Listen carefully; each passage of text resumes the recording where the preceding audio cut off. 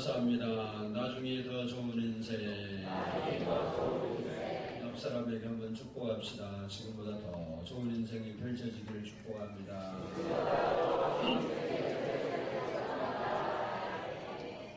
아니, 옆 사람 뭐 축복을 하려고.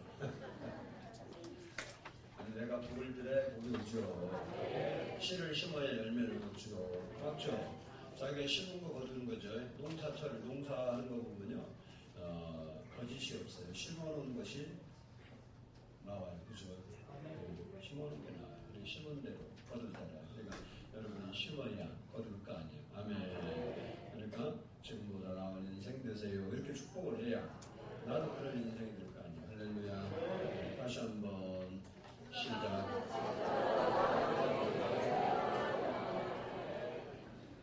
참 어색하네. 영국 옥스퍼드 대학과 그리고 유니버시티 컬리지 런던 공동 연구팀이 지금부터 한 30년 동안 30년 연구해 와서 지금 발표한 건데 30년 동안 연구 조사한 건데 평균 연령 43세 남녀 550명을 대상으로 아주 적은 양의 음주가 우리 뇌에 미치는 영향이 어떤가를 알아보기 위해서 연구를 하고 시험을 했습니다. 그 결과를 살펴보면 하루에 소주 2잔, 요즘 뭐 하는 거 있잖아요. 소주 2잔. 그리고 맥주로 계산하면 460cc. 그 정도의 460cc 많은 잔이죠. 몰라요? 500cc 잔으로 되어 있는 거 아니에요? 맞죠? 탈론할까 봐서 목사님이 벌써 눈치 말 안 해도 알고 몰라도 말을 해도 알고 근데 그걸 마시게 되면 계속 사람들을 주기적으로 MRI로 스캐닝을 하는데 뇌 손상이 발생될 수 있대요. 그래서 조금 마셔야 돼요. 그리고 이 뇌에 해마라는 기관이 있습니다. 이 기억을 주관하는 기관인데 그 해마가 술을 이렇게 마셨더니 작아져요. 그러면 해마가 작아지면 어떤 현상이 일어나냐? 여러분이 그렇게 좋아하는 아름다운 치마를 입을 수 있게 된다. 치매 확률이 높다. 그렇게 발표를 했습니다. 여러분이 처음보다 나은 인생, 좋은 인생 살기를 원하면 금조한 것이 좋은 줄로 아뢰옵나이다. 처음부터 술 얘기냐 그러지 말고 오늘도 술 얘기예요. 오늘 본문을 보면 가나라는 그 마을에서 결혼식이 열렸습니다. 그곳에 예수님과 그의 어머니 마리아와 그의 제자들이 초대를 받았습니다. 그리고 성내에 많은 아는 사람들이 초대를 받았겠죠. 그런데 예상보다 사람이 많이 왔습니다. 오늘날 잔치는 물건이 떨어져도 돈만 있으면 되는 거예요. 대형마트 많아서요. 금방 떨어졌다 그러면 금방 실포면 되고 요즘은 전화만 해도 배달해 주니까 문제가 없지만 당시의 잔치는 우리 어렸을 때도 시골에서 잔치할 때 그랬습니다만은 술도 자기 집에서 담그어서 그걸 사용했어요. 그러니까 아무데나 그것을 구할 수 있는 그런 포도주가 아니기 때문에 사람이 예상 얼마만큼 오겠다 해서 준비하잖아요. 여러분 전시한다 결혼식 하든 무슨 칠순, 발순 잔치를 하든 그러면 손님이 대략 얼마 오겠다 그렇게 예상을 하고 좌석도 잡고 점수 잡고 그렇죠? 그렇다고 그냥 해요. 근데 여기에 사람이 아마도 내가 보니까 예수님이 초청을 했지만 예수님만 올 줄 알았는데 누가 왔죠? 떨거지들이 12명이나 따라간 거예요. 예수님 오니까 예수님만 그렇겠어요. 다른 사람들도 그 집 누구 오라니까 그냥 식구대로 다 온 거예요. 그러니까 사람이 예상 위에 많이 와서 준비했던 포도주가 다 떨어졌어요. 이 사실을 알게 된 마리아가 지혜롭게 중개 역할을 하고 예수님께서 불러 포도주를 만들어 주셔서 그 결혼식 피로연이 흥겹게 되었다는 내용이 오늘 본문의 줄거리입니다. 예수님께서 이 기적을 행하신 이 기적은 예수님이 행하신 여러 가지 표적 중에 첫 번째 표적이었기 때문에 이 표적이 의미가 있고 가치가 있습니다. 오늘 본문을 살펴보면서 몇 가지 교훈을 얻고자 합니다. 첫 번째는 이 잔치집은 하나님의 교회와 같다는 거예요. 잔치집에 넉넉히 있어야 할 것이 세 가지가 있습니다. 그것이 사람이고 음식이고 기쁨이에요. 이 세 가지 중에 한 가지만 빠져도 잔치집 분위기 안 나는 거예요. 신랑과 신부만 피로연장에 앉아있고 냉수 두 컵에 먹을 게 하나도 없고 그래서 탄식하고 한숨 쉬고 있다면 그게 무슨 잔치집 분위기겠어요. 잔치집은 어쨌든 사람이 뭐 해야 돼요? 바글바글 우글우글 막 그래야죠. 많아야 돼요. 마이너스 나을 망정 사람 많은 게 낫지. 잔치집 칠순단체인데 아무도 없으면요. 그 부페 빌려준 사람은 좋죠. 왜? 어차피 계약한 돈을 다 받거든요. 안 해봐서 모르는가 보다. 계약 100명 그러면요. 100명은 무조건 기본적으로 제공하고 나머지 더 오면 추가하고 적게 오면 안 빼주고 장사는 그렇게 해야 하는 거예요. 근데 잔치집은 그래서 손님이 많아야 하고 음식이 넉넉해야 하고 기쁨과 즐거움이 있어야 돼요. 교회도 마찬가지예요. 교회도 사람이 많을수록 좋고 말씀의 양식이 넉넉해야 좋고 잔치집과 같은 뭐가 있어야 기쁨이 있어야 돼요. 여러분이 예수 믿으면서 뭐가 있어야 한다고? 기쁨이 있어야 돼요. 그래서 성경에 우리가 얼마나 안 기뻐하면 하나님 그런 거예요. 항상 기뻐해라. 우리가 맨날 기쁘게 살아봐요. 성경 그거 쓰지도 않아요. 여러분이 자기를 사랑해야 안 사랑해요? 안 사랑하는 사람이 어디 있어요? 자기 사랑하니까 옷도 입고 뭐 관리도 하고 우리 집사람도 보면요. 얼마나 얼굴을 사랑하는지 지금도 바르고 나한테 해준다고 했었는데 나는 귀찮아서 그래.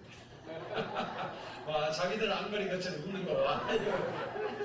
다 그러면서 자기를 안 사랑하는 사람 중에 성경에 보면요. 내 이웃을 사랑하라 그랬지 자기를 사랑하는 말은 하나도 없어요. 근데 자기 사랑하지 말라고 한 말도 없어요. 그리고 내 이웃을 뭐까지 사랑하라고요? 내 몸같이라고 그래요. 그 뭐냐? 자기 몸 뭐하고 있다는 거예요? 사랑하고 있다는 거예요. 그러니까 왜 그러면 하나님이 내 몸도 사랑해라 이런 말을 안 썼냐? 입 아파요.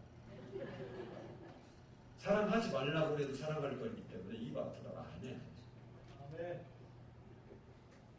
맞아요. 이게 잔치집도 그런데 여러분 중요한 것은 뭐 교회도 그래야지만 잔치집과 내 영적 삶도 잔치집과 같은 공통점이 있어야 되는 거예요. 내 속에 항상 축제가 벌어져야 돼요. 여러분 마음에 생활 속에는 축제가 잘 안 벌어져요. 뭐 회사에서도 일 생기지, 사업적에도 일 생기지, 뭐 사람 관계 속에도 일 생기지.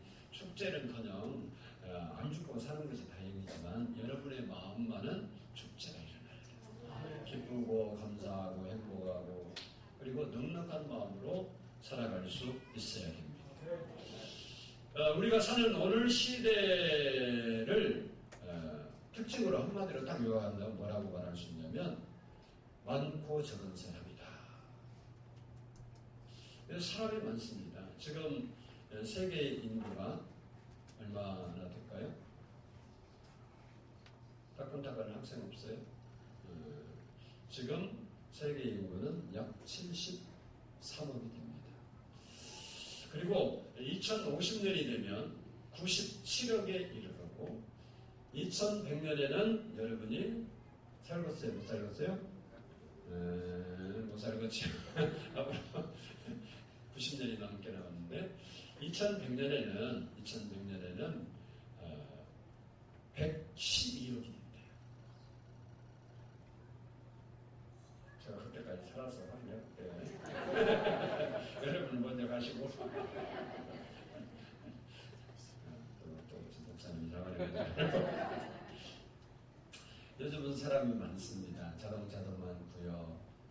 그리고요, 세상에 돈도 많아지고요. 여러분 종만이 없을 뿐이지 돈이 엄청 많대요.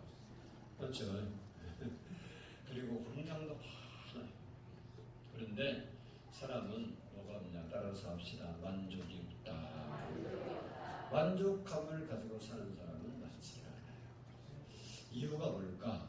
이유는 딱 한 가지예요. 사람의 욕망이 끝이 없어서 그래요. 아멘. 이게 굉장히 중요한 얘기거든요. 그래서 우리의 욕망이 끝이 없기 때문에 만족도 없대요. 어떤 언론인은 암 중에서 가장 무서운 암이 무슨 암이라고 했냐면 직장암, 대장암 다 무서운 암이지만 가장 무서운 암이요 욕심암이래요. 이 욕심암에 한번 사람이 딱 걸리면요 그 암은 고칠 수도 없고 헤어날 수도 없고 그리고 항암 치료도 안 된다는 말이에요. 방사능 치료도 안 된대요. 그렇게 무서운 암이 무슨 암이라고? 그래요. 욕심 부리고 사는 암. 사면이 바다로 둘러싸이면서 목말라 죽는 사람이 있답니다. 파물이잖아요, 사면이. 왜? 물 속에 마신 물이 없어서 그렇답니다. 모자라는 것도 많아요. 많지만 식물이라고 그리고 물도 모자라고 돈도 모자라요. 세상에는 많지만 어디에 모자라? 호주머니 모자라. 가난한 혼인집에는 사람이 많이 왔습니다. 그래서 모자란 겁니다. 넉넉하게 산다는 것이 쉽지는 않아요. 슈바이처, 여러분이 잘 아는 슈바이처는 원래 파이프 오르간 연주자였습니다. 그리고 철학자였고 문학자였습니다. 아주 유명한 사람인 걸 여러분 알죠? 그가 1913년에 가난과 질병을 퇴치하겠다라고 해서 아프리카에 들어가게 됩니다. 그리고 그가 1965년 가봉에서 세상을 떠날 때까지 아프리카를 떠나지 않고 그 환자들을 돌보는 의술을 행하고 사랑을 실천했습니다. 1952년에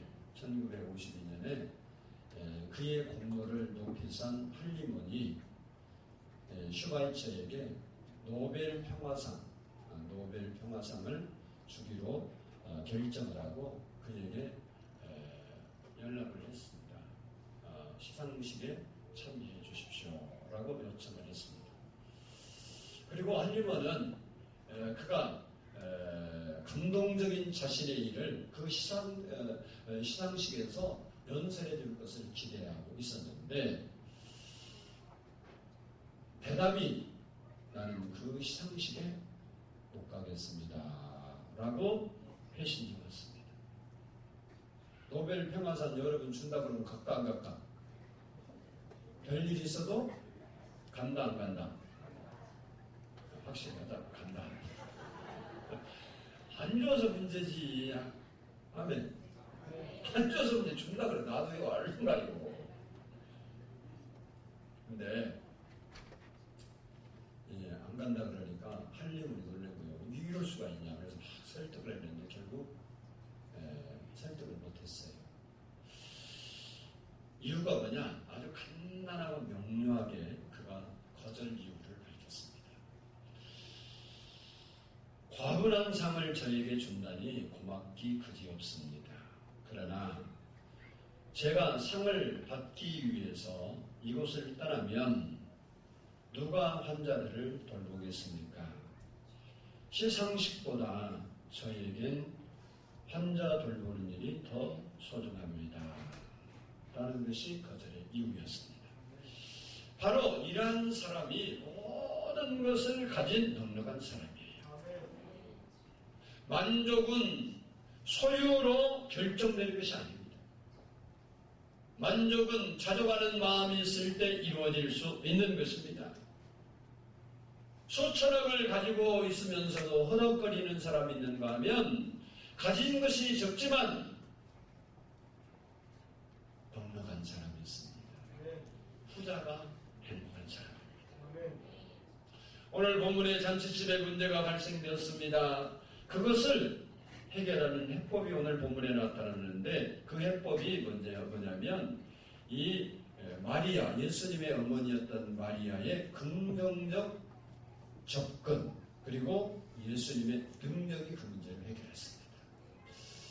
먼저 마리아, 우리가 마리아 입장에서 신앙생활하는 건데 마리아 입장에서 보면 마리아가 그 해결할 수 없는 문제에 대해서 긍정적으로 접근했다. 다른 말로 말하면 믿음으로 접근했습니다. 오늘 본문 3절을 한번 읽어보겠습니다. 3절 시작.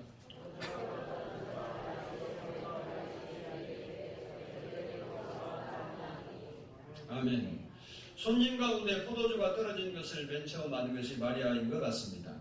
마리아가 그 사실을 알고 그 사실을 예수님께 알렸습니다. 오늘 본문 3절에 보면 저들에게 포도주가 없다라고 했습니다. 그랬더니 예수님께서 포도주가 떨어진 거하고 나하고 무슨 상관이 있습니까? 라고 시큰둥한 반응을 보였습니다. 이렇게 시큰둥한 반응을 보였는데도 불구하고 마리아가 그럼 어쩔 수 없지. 그리고 물러서지 아니하고 5절이 중요한데 5절을 보면 마리아가 그렇게 말합니다. 하인들을 불러놓고 너희에게 무슨 말씀을 하시든지 그대로 하라. 따라서 합니다. 무슨 말씀을 하시든지 그대로 하라. 이 한마디 속에 마리아의 신앙이 담겨져 있습니다. 누가복음 1장 26절 이하를 보면 천사 가브리엘이라는 분이 마리아 처녀인 마리아를 찾아왔습니다. 그때 마리아는 목수 요셉이라는 청년과 약혼한 사이였지만 처녀였어요. 그 천사가 찾아와서 첫 마디가 뭐냐? 하나님의 은혜를 받은 자여 평안할지어다. 그리고 평안을 빌어서 기분 좋게 시작했는데 그 다음 말이 아주 껄끄러운 말이에요. 내가 잉태해서 아들을 낳으리니 그 이름을 예수라 라는 청천벽력과 같은 예언을 하게 됩니다. 누구라고? 마리아가? 천사라고. 천사한테 그 이야기를 한 겁니다. 마리아 본인의 의사는 타진도 안 하고 의도는 알아보지도 않고 너 아들 낳아. 그리고 이름까지 다 지어줘버렸어요. 천사가 와서 너 아들 낳을 거냐 물어본 게 아니라니까. 당시에 약혼한 여인이 다른 남자와 정을 통해서 자녀를 낳게 되면 성 밖으로 끌어내서 돌로 치는 법이 있었습니다. 이 법을 누구보다도 잘 알고 있던 마리아는 그 천사에게 이런 말을 해요. 내가 남자를 알지 못하는데 어떻게 이런 일이 있을 수 있겠습니까? 펄쩍댔습니다. 그때 천사가 다시 말하기를 35절을 보면 성령이 너에게 임하고 하나님의 지극히 높으신 능력이 너를 덮으리니 그런 일이 있을 것이다. 내가 낳을 아들은 남녀의 관계의 만남을 통해서가 아니라 하나님의 능력으로 될 것이다 하는 것을 알려줬습니다. 근데 중요한 것은 그 다음이에요. 38절을 보면 마리아가 이르되 주의 여종이오니 말씀대로 내게 이루어지이다. 그리고 45절을 보면 엘리사벳이 마리아에게 말씀이 반드시 이루리라 그랬습니다. 그리고 55절을 보면 마리아는 우리 조상에게 말씀하신 것과 같이 아브라함과 그 자손에게 영원하시리로다 라고 했습니다. 말씀대로 그대로 된다. 하나님이 말씀하신 말씀대로 그대로 된다. 이것이 마리아와 엘리사벳이 가지고 있던 믿음이었습니다. 오늘 본문에 무슨 말씀을 하시는지 그대로 하라는 말과 아주 같은 맥락의 말씀이에요. 그대로 해라. 그대로 되리라고 믿는다는 신앙이 무슨 신앙이냐면 말씀 신앙이에요. 바로 오늘 홀레집의 포도주 문제를 해결할 수 있었던 것이 바로 그 말씀 신앙 때문에 그렇습니다. 사실 말씀은 눈에 보이지도 않고 손에 잡히지도 않아요. 그리고 말씀이라는 것은 형이상학적인 개념이기 때문에 우리가 이해하기도 쉽지 않습니다. 그러나 우리가 신앙생활하면서 말씀을 그대로 믿지 않으면 신앙이 성립되지 않는다는 거예요. 여러분이 예수 믿고 이렇게 신앙생활하면서 말씀이 이해가 좀 안 된다. 이것은 좀 비합리적이다. 비과학적이다. 비논리적이다. 이렇게 생각하면 신앙 자체가 성립이 되지 않고 문제 해결이 일어날 수 없습니다. 누가복음 5장에 보면 베드로라는 사람이 갈릴리 바다에서 고기를 잡는 이야기가 나옵니다. 그날 베드로가 밤새도록 그물을 던졌는데 고기가 한 마리도 안 잡혔어요. 우리 같은 사람이 그랬으면 이해가 되는 얘기지만 평생 어부였던 어부 출신의 이 베드로가 한 마리도 못 잡았다는 것은 사실 불가사의한 일이에요. 그리고 자기 삶으로 보면 치욕적인 실패였습니다. 동이토자 하는 수 없이 그물을 정리하고 그물을 싣고 있었을 때 예수님이 찾아왔어요. 그리고 베드로에게 그런 겁니다. 너 저 깊은 곳에 가서 그물을 내려 고기를 잡으라. 우리는 뭐 단순한 말씀이니까 아멘 하기 쉽지만 베드로의 입장에서 보면 그 한마디를 듣고 다르컥 가서 순종한다는 것은 쉽지 않은 일입니다. 물론 베드로가 고기를 잡고 싶은 마음은 있었겠지만 그 환경은 그렇지는 못했습니다. 몇 가지 이유를 보면 지난밤 실패가 반복될 가능성이 높아요. 왜? 그날따라 뭐가 안 잡힌 날이요? 고기가 안 잡힌 날이요. 근데 낮에는 더 안 잡히는 거니까 실패할 가능성이 높아요. 지난밤에 실패를 거듭했는데 실패하면 없다는 표현을 했어요. 두 번째는 갈릴리 바다 고기잡이는 낮에보다는 밤에 하게 되어 있습니다. 왜냐하면 이 갈릴리 바다 물이 엄청 깨끗해요. 여러분이 성지순례 가보면 알지만 지금도요 물이 진짜 깨끗합니다. 그러니까 지금보다 2000년 전인데 얼마나 더 깨끗하겠어요. 한강물은 물이 아니고 똥물이에요. 저 산에서 아주 맑은 물 흘러내려오는 그물처럼 맑은 게 갈릴리 바다예요. 그러니까 고기가 낮에 되면 햇빛 딱 뜨면 다 깊은 데로 들어가요. 호수인데 사실 큰 호수라고 바다라고 표현되지만 근데 깊은 데는 호수라고 얕은 데 아니고 150m 수심이 넘어요. 그러니까 투망 쳐서 고기 잡겠어 못 잡겠어 투망을 안 잡아본 사람은 모르고 던져본 사람은 알아요. 또 뿐만 아니라 깊은 데 가서 그물을 던지려면 사실 새로운 장비가 필요합니다. 베드로가 사용했던 그물은 던지는 투망이에요. 오늘날 투망보다 훨씬 나쁜 거예요. 2000년 전일 것인데 생각을 해봐요.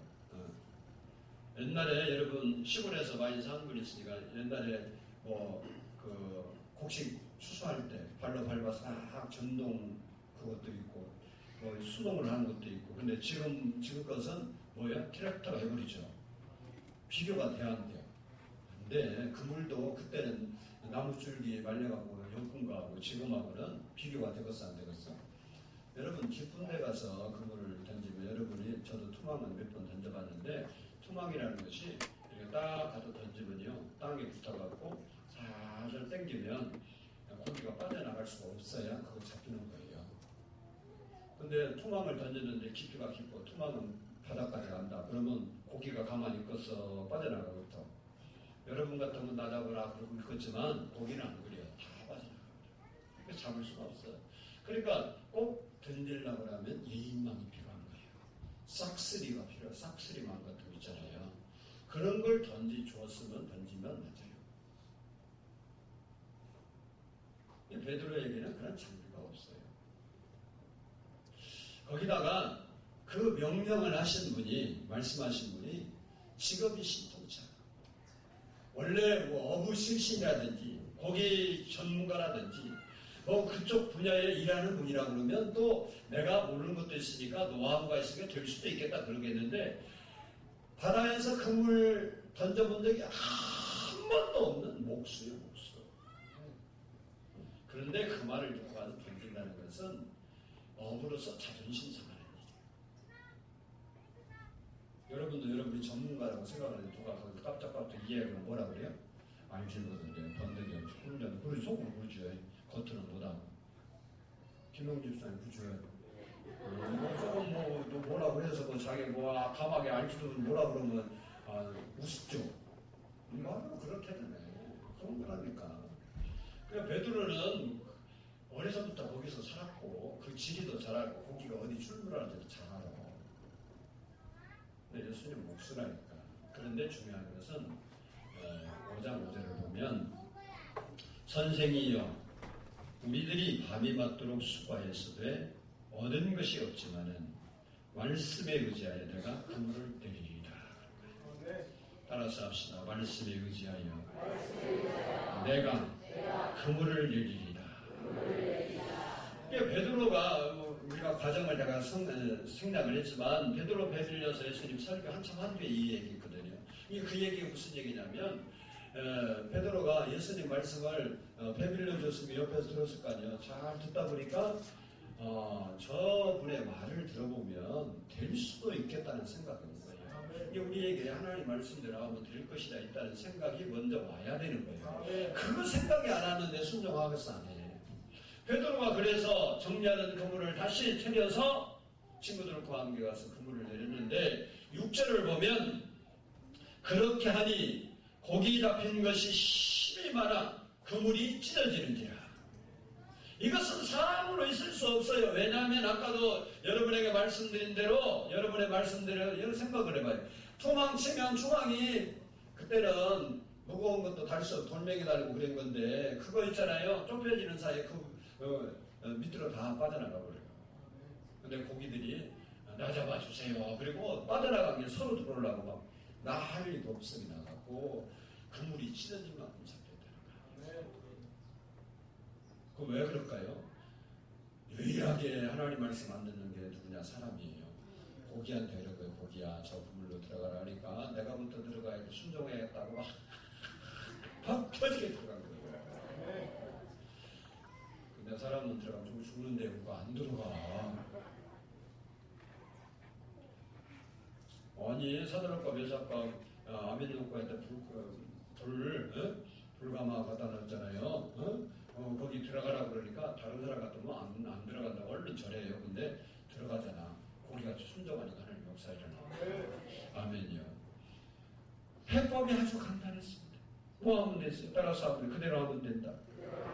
갖다 줘라 그랬더니 하인들이 주님의 말씀을 듣고 그대로 갖다 주었습니다. 여러분, 이 하인들이 거기에서 자기의 경험을 말하고 자기가 하고 싶은 말을 하고 거기에다 딴지를 붓고 자기 생각을 보탰다면 절대로 순종할 수 없습니다. 그래서 성경은 하나님 말씀을 그대로 믿고 받아들이고 순종하는 것이 믿음이고 능력인 거예요. 아담과 하와는 하나님의 말씀에 토를 달다가 에덴 동산에서 쫓겨났습니다. 요나는 하나님 말씀에 토를 달다가 니느웨에 가지 않고 다시 들어가다 공개수에 들어간 거예요. 성경에 많은 인물들이 토를 달은 사람이 없어요. 근데 토를 안 달고 말이 안 되지만 과학적으로 논증적으로 합리적이지 않고 경험적으로 말이 안 되지만 하나님 말씀을 들었던 사람들은 된 거예요. 이삭이라는 사람은 흉년이 들어서 자기 먹고 살기에 가까워하니까 물이 풍부한 애굽에 가서 흉년을 좀 보내려고 내려가고 있을 때 자기가 살던 것보다 더 척박한 그랄이라는 지역에 이르렀을 때 하나님이 그런 거예요. 이삭한테 이삭아 이에 너 내려가지 말고 애굽 내려가려고 하지? 예, 거기 내려가지 말고 여기 있어라. 그럼 내가 복 주리라 그런 거예요. 이삭은 거기에다 다른 말을 안 해요. 하나님 전보다 여기는 비가 더 없는 데인데요. 비 주라고요? 따지지 않고 하나님 말씀대로 그곳에 머물렀더니 하나님께서 100배의 열매를 주십니다. 하나님의 말씀을 믿고 순종했더니 그렇게 된 겁니다. 오늘 본문에 하인들도 예수님이 말씀해서 그 말씀을 따라서 순종했더니 가보니까 뭐가 되어 있더라? 포도주가 되어 있더라. 여러분 포도주도요. 여러분이 아는 대로 포도주가 어디서 나요? 포도에서 나죠. 포도나무가 뭐 먹고 살아요? 여러 가지가 있지만 주로 먹는 게 뭐예요? 물을 먹어, 물. 물이 땅속에 물이 포도나무 줄기를 통해서 열매를 통해서 딱 나타나는 게 포도주예요. 아니 맞잖아. 왜 또 이상한 것 같이? 내가 내 말이 틀렸어요? 포도주를 먹어서 포도주가 나온 게 아니고 물을 먹었는데 포도나무를 통과하니까 포도주가 된 거예요. 이해하자고. 하나님 말씀이 어떤 역할을 하냐면 포도나무 같은 역할을 해. 하나님의 말씀이 물이라는 거예요. 하인들이 그러잖아요. 하인들이 분명히 물인데 예수님의 말씀을 들었다는 말은 예수님을 그 물이 통과를 하니까 이쪽에 와보니까 뭐가 됐다고? 포도주가 됐어요. 물이라는 게 땅속에 있는 물이 포도줄기, 포도나무를 통과해서 열매를 맺고 그 짜고리가 뭐가 나왔다고? 근데 그 물이 포도나무 통과하지 않으면 포도주 돼야 안 돼요. 절대 될 수가 없죠. 어떤 말씀이 예수님을 통과하면 그 말씀이 포도나무를 통과한 것처럼 그 열매를 맺는 거예요. 이제 이 과정은 포도나무가 어떻게 포도를 그 물이 어떻게 네 나무 통과한다고 포도주 되냐 따지면 바보야 아니요. 바보지. 하나님 말씀 어떻게 그렇게 되냐고 하면 바보야 아니요. 대답 안 하는 거 봐. 그거 바보지. 포도나무를 거친 물은 포도주가 되는 거고 예수님을 거친 물은 더 좋은 포도주가 되는 거고 예수님을 거친 말씀은 능력이 되어서 우리에게 열매로 나타나는 거예요. 해결의 중심에 오늘 보면 예수님이 계셨어요. 7절 8절 한번 읽어보겠습니다. 7절 8절 시작.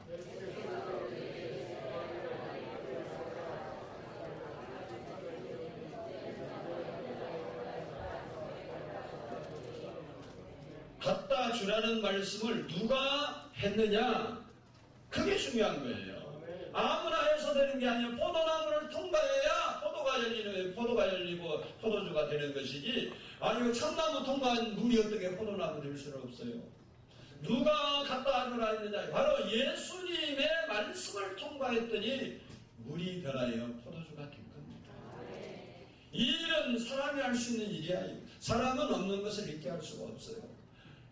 실패를 성공으로 바꿀 수도 없고 불행한 인생을 행복한 인생으로 되돌릴 수도 없어요.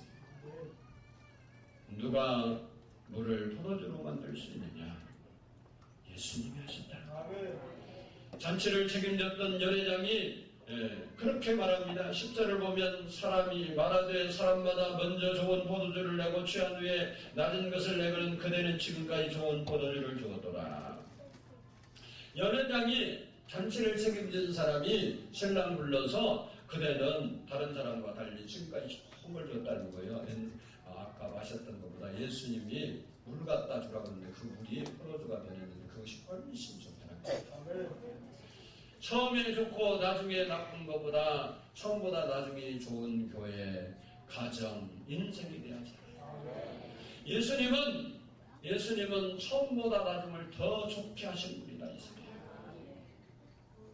우리의 인생이 예수님을 통과하지 않으면 가면 갈수록 나빠지지만 우리 예수님이라는 분을 통과하게 되면 처음보다 나은 인생이 되어진다는 겁니다. 우리의 사업이 그럴 수 있고 우리의 인생이 그렇고 우리의 모든 일들이 예수님을 통과할 때, 다시 말하면 하나님 말씀을 통과할 때 그 역사가 일어납니다.